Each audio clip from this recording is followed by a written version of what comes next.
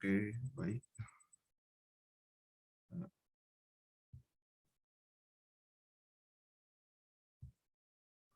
Apakah sudah kelihatan? Sudah, Mas. Sudah, Mas. Kita mulai aja ya. Pertama-tama, Bismillahirrahmanirrahim. Assalamualaikum warahmatullahi wabarakatuh.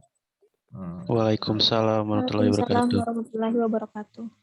Perkenalkan, nama saya Raja Mulyadi dengan NIM 18024 dari kelas B, mata kuliah Negara Hukum dan Demokrasi. Nah, di sini saya mendapatkan judul mengenai demokrasi dan individualisme. Nah, kita lanjut aja ya, langsung.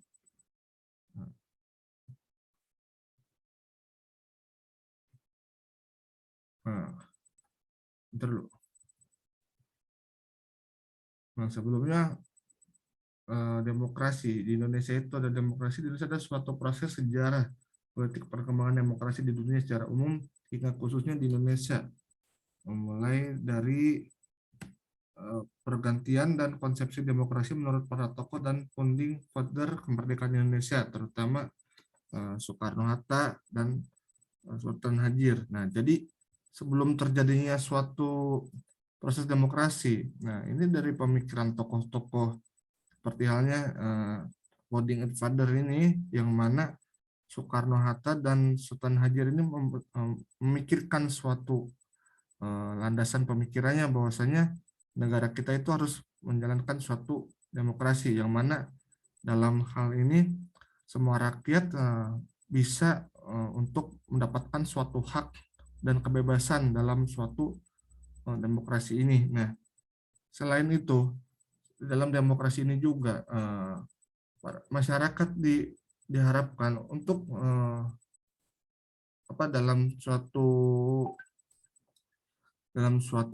landasan atas pemikiran yang telah diterapkan oleh para orang sebelum-sebelumnya, seperti halnya yang landasan-landasan pemikiran itu harus kita ini juga kita hormati juga ya, mengenai apa yang telah mereka tafsirkan. Nah, selanjutnya pengertian demokrasi Yunani yang berarti demos kratos, pemerintahan. Jadi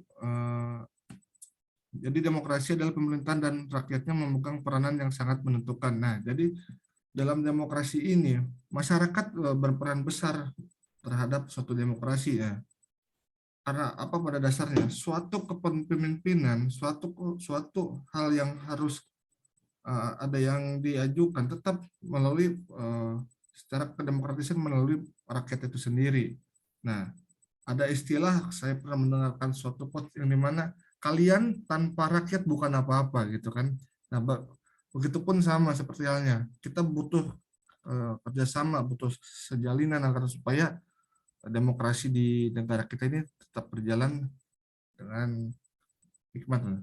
Yang selanjutnya mengenai demokrasi menurut para ahli, yang mana Abraham Lincoln, dan demokrasi adalah pemerintahan dari, oleh, dan untuk rakyat. Carlos Costello, demokrasi adalah sistem sosial dan politik pemerintahan diri dengan kekuasaan pemerintah yang dibatasi hukum dan kebiasaan untuk melindungi hak-hak perorangan warga negara. Di sini Kunjiro Probonoto, demokrasi adalah negara yang pemerintahnya dipegang oleh rakyat. Hal ini berarti suatu sistem di mana rakyat diikut sertakan dalam pemerintahan negara. Kalau menurut Harris House, demokrasi adalah pemerintahan rakyat karena itu kekuasaan melekat pada rakyat. Nah, mengenai ideologi landasan dasar negara Indonesia kita ini itu berdasarkan pada Undang-Undang 1945, Undang-Undang Dasar, dan Pancasila ya. Di situ telah ada suatu yang mengatakan rakyat adalah suatu pemegang, dalam artian bukan berarti rakyat memiliki suatu pemegang kekuasaan terlebih luas ya, dalam artian rakyat ini dia mengusungkan atau memajukan untuk memilih siapa yang akan dipilih dan hak-hak mereka tuh bebas untuk memilih gitu. Nah, yang selanjutnya menurut Mas Ud 1997 demokrasi partisipasi politik ikut pemilu. Nah, di sini hadir dalam rapat selama 5 tahun terakhir, ikut kampanye pemilu, menjadi anggota Parpol dan Ormas, komunikasi langsung dengan pejabat pemerintah. Nah, dalam hal ini masyarakat juga berhak tahu mengenai apa sih yang akan dilakukan oleh pemerintah-pemerintah kita. Tetapkan pada prinsipnya sebelum, ya kalau kita sering melihat sebelum orang-orang nyalek gitu kan biasanya ada visi dan misi gitu kan. Nah, terus manfaat demokrasi, kesetaraan sebagai warga negara, memenuhi kebutuhan-kebutuhan umum, pluralisme dan kompromi, menjamin hak-hak dasar dan pembaruan kehidupan sosial. Nah, jadi dalam konteks ini, dalam manfaat demokrasi, kesetaraan sebagai warga negara, terus memenuhi kebutuhan-kebutuhan umum, pluralisme dan kompromi, menjamin hak-hak dasar dan pembaruan kehidupan sosial, kita sebagai masyarakat berhak mendapatkan atas semua yang kita peroleh dalam memenuhi, misalnya dalam memenuhi kebutuhan-kebutuhan umum. Seperti halnya kita kan yang namanya juga manusia kan pasti membutuhkan suatu dalam suatu hal yang dalam apa namanya itu seperti, jadi kita memenuhi kebutuhan-kebutuhan umum, jadi banyak yang kita perlukan gitu kan. Terus mengenai menjamin hak-hak dasar. Nah, hak-hak dasar ini seperti halnya hak untuk kebebasan, hak untuk mendapatkan pendidikan, hak untuk memeluk agama, dan lain-lain gitu kan. Nah, terus pembaruan kehidupan sosial. Nah, pada dasarnya kan manusia itu makhluk sosial, yang mana jadi kita ini hidup selalu berdampingan dengan orang-orang gitu. Jadi kita pasti membutuhkan suatu masukan itu dalam kita, dalam artian kita membutuhkan orang lain itu. Nah, yang selanjutnya eh, ciri-ciri demokrasi, ciri-ciri demokrasi,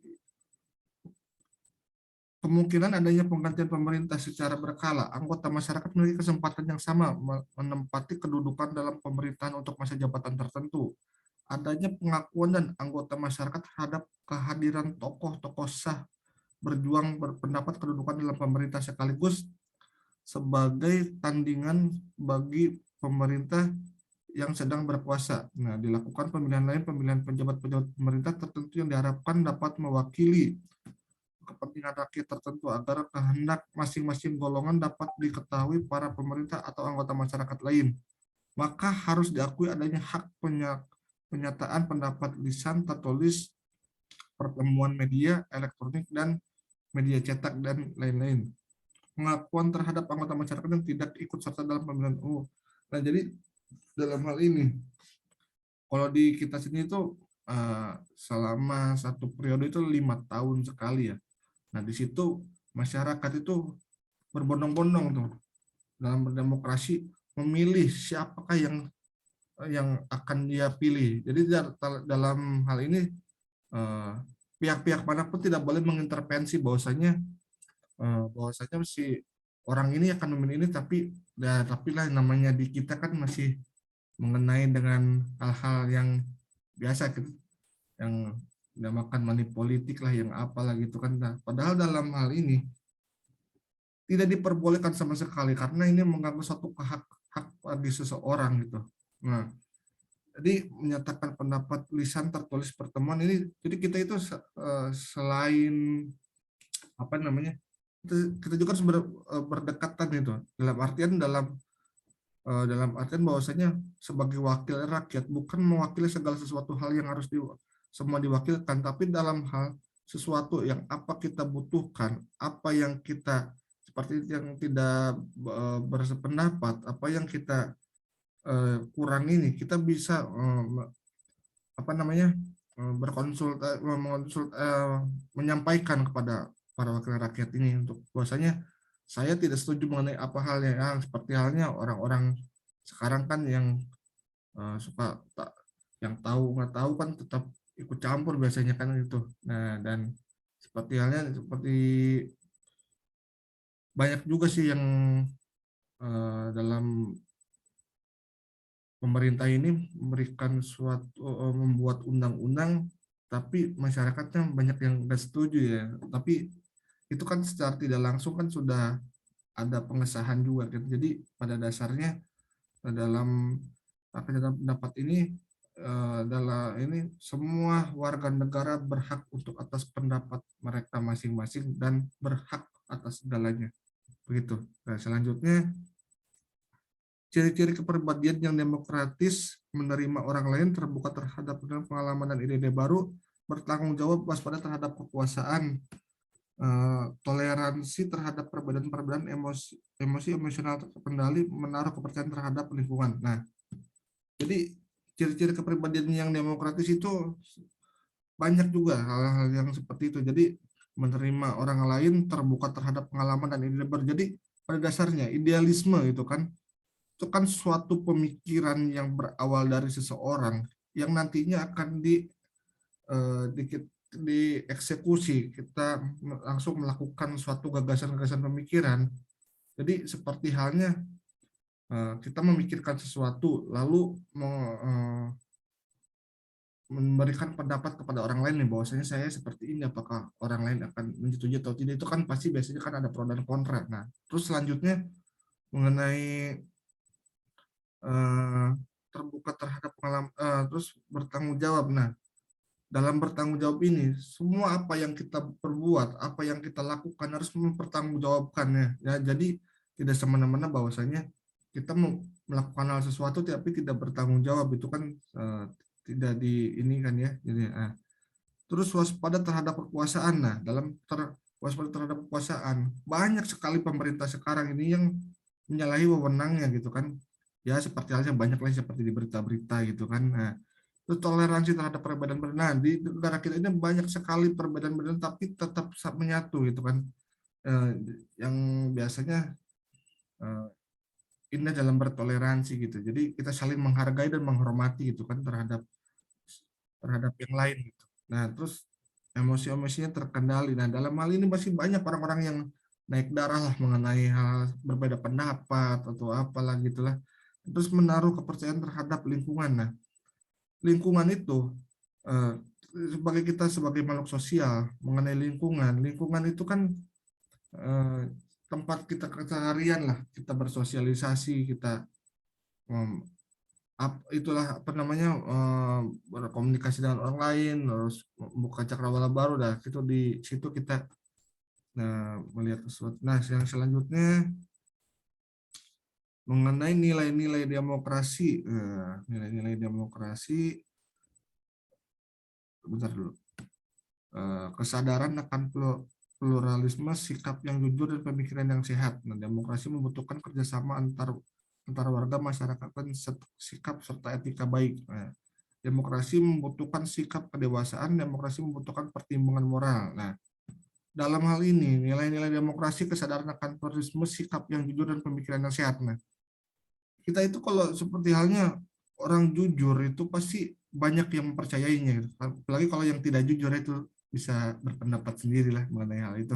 Nah, demokrasi membutuhkan kerjasama antar warga, masyarakat, dan sikap serta etika baik. Nah, jadi dalam hal ini demokrasi membutuhkan kerjasama warga.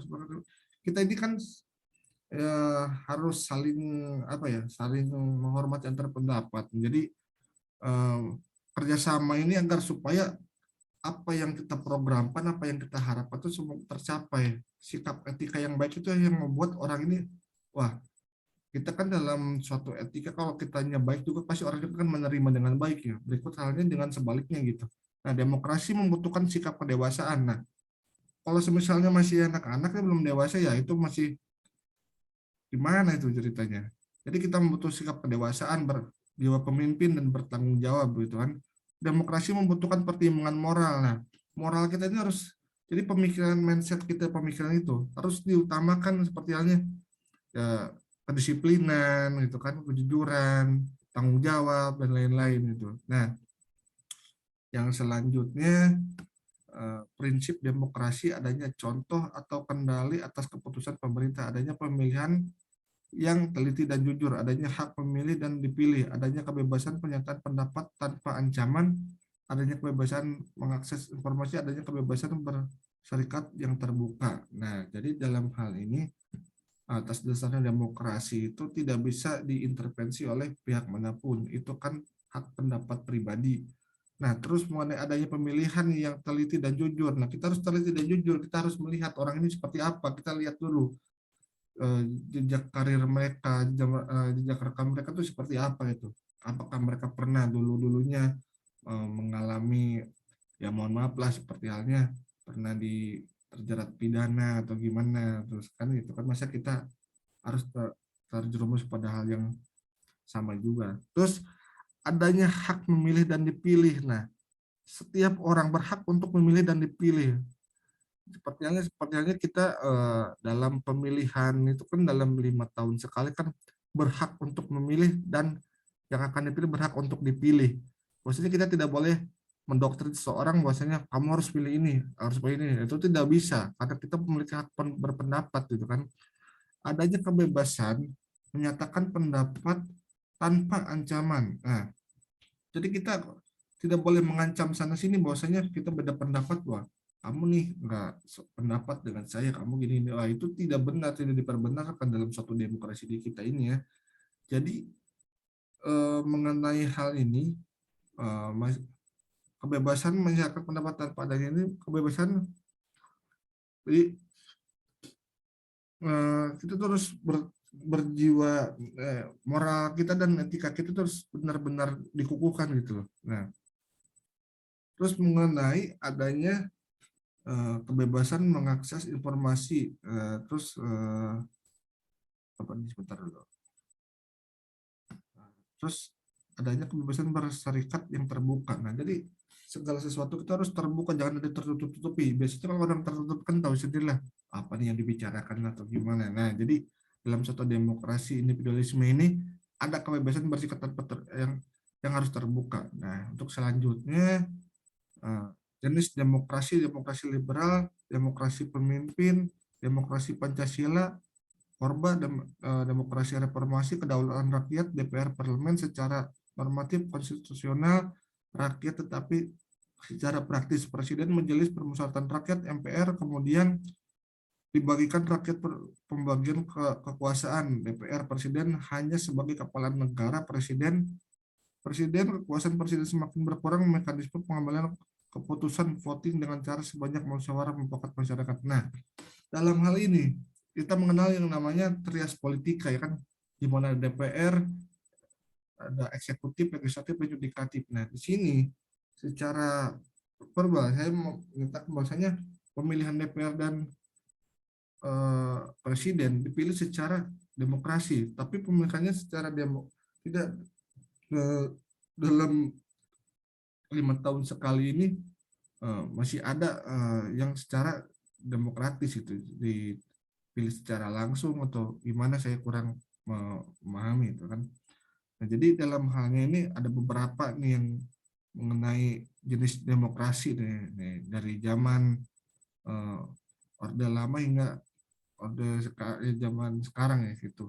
Nah, untuk selanjutnya pelaksanaan sistem demokrasi di Indonesia itu pelaksananya demokrasi pada masa ke masa ya, masa revolusi, pelaksanaan demokrasi pada masa Orde Lama gitu kan, pada masa demokrasi terpimpin, pelaksanaan demokrasi Orde Baru, pelaksanaan demokrasi reformasi sampai dengan sekarang. Nah, ini beberapa yang bisa saya sampaikan.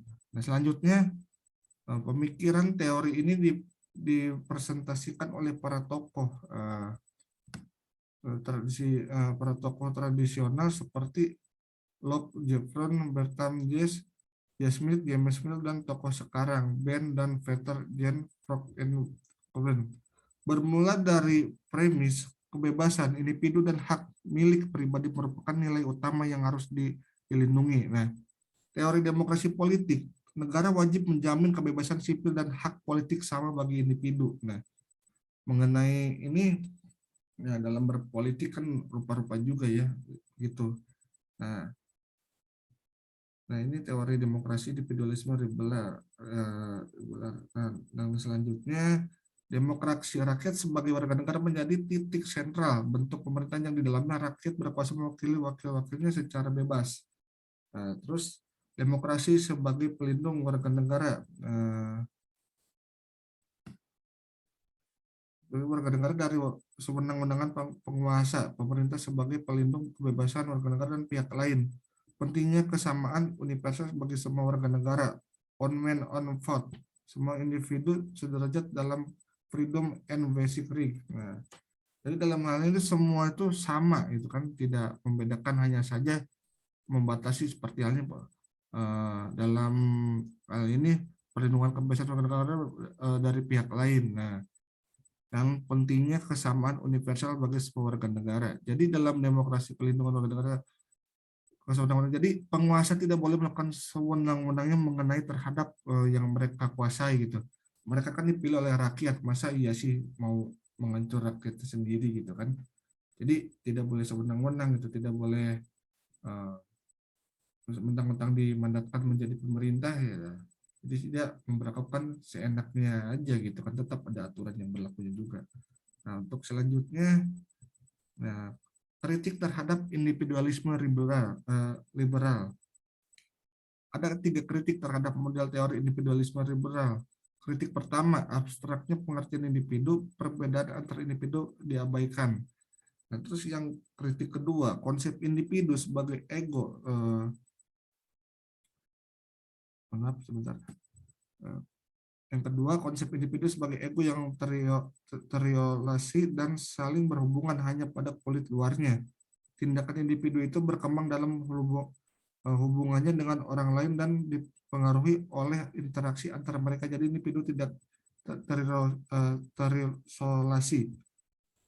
Maksud saya bukan sekadar penjumlahan dari suatu individu. Jadi kritik-kritik ini muncul terhadap suatu demokrasi liberal ya, yang mana individualisme liberal ini cukup ini juga sih gitu. Jadi gimana ya saya mau jelasinnya ya, itu nanti bisa dibaca kembali lah mengenai individualisme liberal seperti gimana gitu ya bagi teman-teman. Nah, yang selanjutnya kritik yang ketiga. Mohon maaf sebentar. Kritik ketiga ini, manusia dalam dirinya berubah secara historis, bukan sebaliknya. Sebagai individu yang baku, perubahan pada dari manusia tersebut seiring dengan perubahan karakteristik dan kapasitas mereka yang menciptakan perbedaan esensial tentang siapa dirinya. Kehidupan manusia pada dasarnya adalah kehidupan apa dasarnya berdasarkan batas-batas dan peran sosial yang dimilikinya. Apakah sebagai tentara, pengacara, pemong praja atau raja, semuanya hanya sebatas peran yang berubah-ubah dan berlangsung secara menyejarah, sehingga individu itu tak lagi dapat bertindak sesuai dengan peran yang telah berubah. Oleh karenanya, anggapan kebakuan sifat manusia patut dipertanyakan. Nah, jadi dalam hal ini semua itu hanya nilai sosial yang membedakan antar pejabat dan masyarakat. Pada dasarnya pejabat juga perwakilan rakyat juga akan kembali kepada rakyat, karena pada dasarnya kita ini dari rakyat dan untuk rakyat gitu kan. Jadi tidak bisa bahwasanya mentang-mentang saya memiliki suatu kekuasaan, saya memiliki suatu jabatan, saya melakukan suatu hal yang tidak hal yang mereka inginkan gitu loh. Ya. Untuk selanjutnya, demokrasi muncul karena kerusakan dan ketidakadilan. Nah, terus ide demokrasi Athena bermula dari gelisah masyarakat terhadap kondisi kerusakan dan ketidakadilan. Nah, dalam hal ini, dalam demokrasi Athena bermula dari gelisahnya masalah terhadap kondisi kerusakan. Nah, jadi orang sudah di luar pendapat apa namanya, bukan dalam luar pendapat, sudah tidak sepaham dengan orang, dan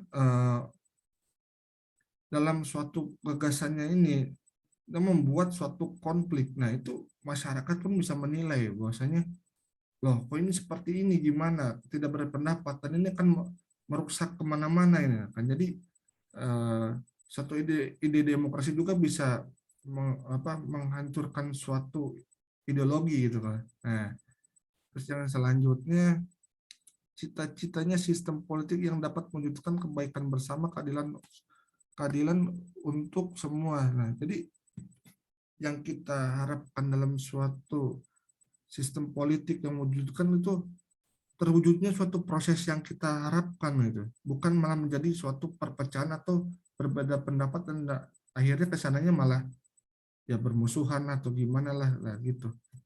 Nah, yang selanjutnya sistem politik ideal baginya adalah yang dapat mewujudkan keadilan justice semua pihak setulus. Nah, jadi sistem politik ideal yang baginya adalah yang dapat mewujudkan keadilan. Jadi suatu sistem politik yang benar itu mewujudkan suatu keadilan. Dia mau mendengarkan apa yang keluhan dari masyarakatnya gitu kan. Jadi tidak hanya membela kesepihak gitu loh. Nah, terus yang selanjutnya menjamin hak kebebasan sipil sebagai patokan politik tertinggi. Nah, jadi dalam menjamin hak dan kebebasan sipil sebagai patokan politik tertinggi, kita itu harus menjamin bahwasanya masyarakat kita ini gimana nih, sudah terpenuhi atau belum gitu. Jadi jangan sampai mementingkan diri sendiri dan rakyat malah sengsara gitu. Terus menjamin aktualisasi bakat manusia sebagai tujuan hidup politik. Terus ada diadakan adil bila setiap warga negara dengan senang hati dapat melaksanakan tugas baik-baiknya. Oke.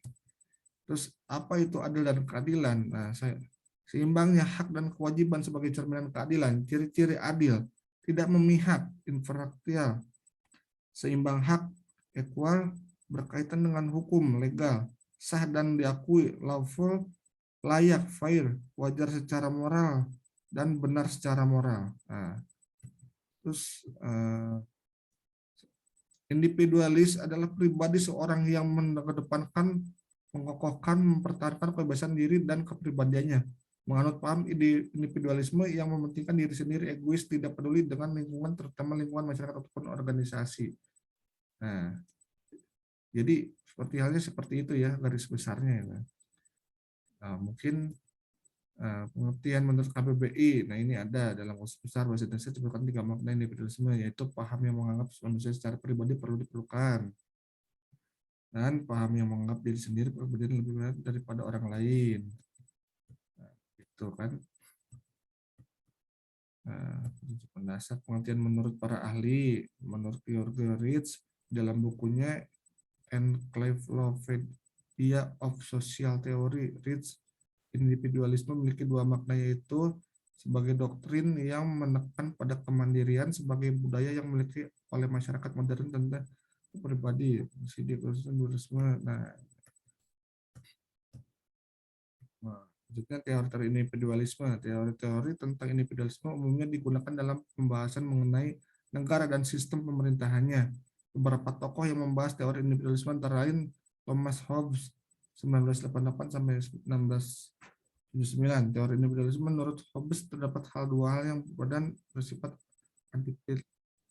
antifisial dan konvensional serta realitas memiliki hakiki bersifat. Nah, kebebasan dan kekuasaan adalah suatu paket karena kebebasan sendiri. Nah, individu-individu otomatis dan juga negara menjadi semacam external event. Maka negara dalam konsepsi liberal lahir sebagai hasil persetujuan antar kekuasaan dan ia merupakan kepanjangan dengan dari persetujuannya. Nah, oke, mungkin itu saja. Sekian dan terima kasih. Mungkin ada yang ingin bertanya mengenai apa yang saya ajukan tadi. Saya persilakan. Mungkin saya yang ingin bertanya, Mas. Oke, boleh Mbak Nur Adinda Syahrir.